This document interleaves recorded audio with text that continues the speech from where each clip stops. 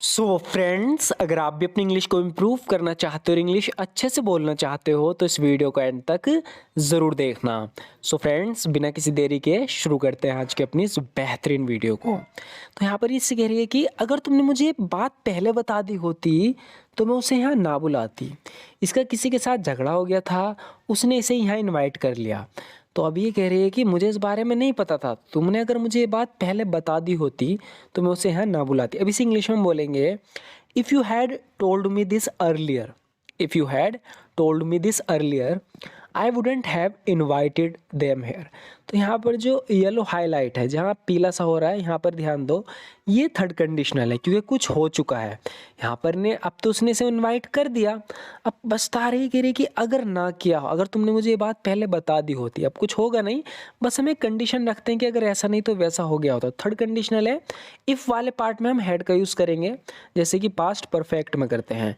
If you had told me this earlier, अगर तुमने मुझे पहले बता दिया होता। फिर दूसरे वाले पार्ट में हम वुड हैव का यूज़ करेंगे, जैसे कि हमने यहाँ क्या है, I wouldn't have invited them here, मैं उन्हें यहाँ इन्वाइट नहीं करती। If you had told me this earlier, अगर तुम मुझे पहले बता देती, I wouldn't have invited them here, तो मैं उन्हें यहाँ इन्वाइट नहीं करती। मुझे नहीं पता था कि तुम्हारे और उसके बीच में झगड़ा था। I had no idea there was a conflict between you and her. I had no idea there was a conflict between you and her. यानी कह रही है कि मुझे कोई आइडिया नहीं कि तुम दोनों के बीच में कॉन्फ्लिक्ट है। कॉन्फ्लिक्ट है मतलब मतभेद है, झगड़ा है। I had no idea there was a conflict between you and her. हमारी बोलचाल नहीं है। अब देखो यहाँ पर इसी की जिससे बोलचाल नहीं है तो हम इस इंग्लिश में इस तरीके से कह सकते हैं कि we are not on speaking terms. We are not on speaking terms यानी हमारी बोलचाल नहीं है। हमने यूज़ किया है on speaking terms. We are not on speaking terms, हमारी बोलचाल नहीं है। अगर मेरी उससे बोलचाल होती, if I were on speaking terms with her, फिर से हमने ऑन स्पीकिंग टर्म का यूज़ किया, जैसे कि हम यहाँ कह रहे हैं ना, we are not speaking terms, we are not on speaking terms, हमारी बोलचाल नहीं है। कह रहा है कि if we were on speaking terms with her, अगर मेरी उससे बोलचाल होती, I would introduce you to her, तो मैं तुम्हें उससे मिलवा देता। किसी को मिलवाना नहीं, उसे इंट्रोड्यूस करना। तो कह रहा है कि if I were on speaking terms with her, अगर मेरी उससे बोलचाल होती, I would introduce you to her, तो मैं तुम्हें उससे मिलवा देता। अगर तुम्हें ये काम करने में दिलचस्पी नहीं है तो प्लीज़ मुझे अभी बता दो। If you are not interested in doing this work please tell me now. If you are not interested in doing this work, यहाँ पर ये किससे कोई काम करवा रही है, सामने वाला इंटरेस्टेड नहीं लग रहा, दिलचस्प नहीं लग रहा उसमें, तो कह रही है कि if you are not interested in doing this work, अगर तुम इस काम को करने में इंटरेस्टेड नहीं हो, दिलचस्प नहीं हो, प्लीज़ टेल मी नाउ, तो प्लीज़ मुझे अभी बता दो। लास्ट मिनट पर पीछे मत हट जाना। Don't back out at the last minute, यानी ऐसा ना हो कि कहीं तुम जब बिल्कुल तैयार हो ना, तुम पीछे मना कर दोगे मुझसे नहीं होगा, इसलिए कह रही कि अभी बता दो। Don't back out at the last minute, last minute में पीछे मत हट जाना। Don't back out at the last minute, अगर तुम लास्ट मिनट पर पीछे हट गए तो काफ़ी निराशाजनक होगा।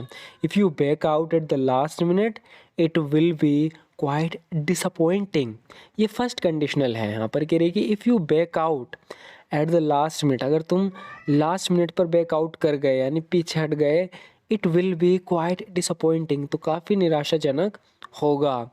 और ध्यान रहे, तुम्हारे अलावा इस प्लान के बारे में किसी को पता नहीं चलना चाहिए। And remember, no one besides you, besides यानी तुम्हारे अलावा। रिमेंबर, याद रखना, नो वन बिसाइड्स यू, तुम्हारे अलावा no one besides you should know about this plan, इस प्लान का किसी को तुम्हारे अलावा पता नहीं चलना चाहिए, इस बात को ध्यान में रखना। And remember, no one besides you should know about this plan. ऐसे भी कह सकते हैं कि फर्दर मोर, यानी इस बात का भी ध्यान रखना, बात को ऐड करते हैं जब हम फर्दर मोर का यूज़ करते हैं। Furthermore it's important that nobody else finds out about this plan except you, यानी तुम्हारे अलावा कोई इस प्लान के बारे में ना जाने, ये इंपॉर्टेंट है। Furthermore it's important that nobody else finds out about this plan except you, किसी को इस बारे में पता चल गया तो। देखो, जब भी हम इस तरीके से कहते हैं कि किसी को इस बारे में पता चल गया तो हम पकड़े गए तो, अगर उसने आने से मना कर दिया तो, जब भी इस तरह की सिचुएशन हो, यानी हम एक सवाल खड़ा कर रहे हैं कि ऐसा भी हो सकता है। वो कह रहा है ये किसी को इस बारे में पता नहीं चलना चाहिए, तो कह रही है किसी को इस बारे में पता चल गया तो जब भी इस तरीके से हम सवाल खड़ा करते हैं तो व्हाट इफ का यूज़ करते हैं। What if someone gets to know about this, what if someone gets to know about this, किसी को इस बारे में पता चल गया तो। What if someone gets to know about this, plan हमारे हिसाब से नहीं गया तो। यहाँ पर अब दूसरा सवाल खड़ा कर रही है कि जो प्लान बनाया है अगर ये हमारे हिसाब से नहीं गया तो, फिर भी हम व्हाट इफ का यूज़ करेंगे। What if the plan didn't work out as we anticipated, जैसे हमने एंटिसिपेटेड किया है, एंटिसिपेटेड का मतलब होता है कुछ एक्सपेक्ट करना कि ऐसा होगा, अगर ऐसा ना हुआ तो कह रही है कि what if the plan didn't work out as we anticipated, plan हमारे हिसाब से नहीं गया तो, हम पकड़े गए तो।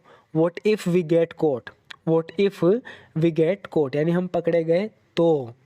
मैं अभी बता रही हूँ इसमें बहुत रिस्क है। I am telling you right now it involves a lot of risk. I am telling you right now it involves a lot of risk. मैं तुम्हें अभी बता रही हूँ इसमें बहुत रिस्क है। जब भी हम किसी चीज़ में कहते हैं कि इसमें बहुत रिस्क है तो हम वहाँ पर इन्वॉल्व का यूज़ करते हैं कि it involves a lot of risk. I am telling you right now, मैं तुम्हें बता रही हूँ it involves a lot of risk, इसमें बहुत रिस्क है, ये रिस्क लेना ज़रूरी है। यहाँ पर कह रहा है कि taking this risk is necessary, taking this risk is necessary, यानी ये रिस्क लेना ज़रूरी है, हम ये रिस्क लेना ही पड़ेगा, हमें रिस्क लेना ही पड़ेगा। We will have to take this risk, we will have to take this risk, हमें रिस्क लेना ही पड़ेगा। We will have to take this risk, ये रिस्क लेने के अलावा कोई रास्ता नहीं है। There is no choice but to take this risk, there is no choice but to take this risk, यानी इस रिस्क को लेने के अलावा कोई रास्ता नहीं है। There is no choice but to take this risk. ऐसा you must apologize to him and do it at once, तुम्हें उससे माफ़ी मांगनी चाहिए और ऐसा तुरंत करो। आगे बोल रहा है कि अगर तुम उससे माफ़ी मांगती हो तो शायद टॉम तुम्हें माफ़ कर दे। इसे इंग्लिश में बोलेंगे Tom will probably forgive you if you apologise, Tom will probably forgive you, यानी टॉम शायद तुम्हें माफ़ कर देगा। Tom will probably forgive you if you apologise, अगर तुम माफ़ी मांगती हो। मुझे उसकी ज़रूरत नहीं, मैं अकेली ही ठीक हूँ। यहाँ पर ये कह रही है कि I don't need him, I am better of alone. तो यहाँ पर हमने यूज़ किया है बेटर ऑफ का। बेटर ऑफ बताना चाह रही है कि मैं बेहतर हूँ, I am better of alone, मैं अकेली ही ठीक हूँ। I don't need him, I am better of alone, मुझे उसकी ज़रूरत नहीं है, मैं अकेली ही ठीक हूँ, मैं उसके बिना ही ठीक हूँ। इस तरीके से भी हम कह सकते हैं कि I am better of without him, I am better of without him, यानी मैं उसके बिना ही ठीक हूँ, मुझे उसकी ज़रूरत नहीं है। I am better of without him.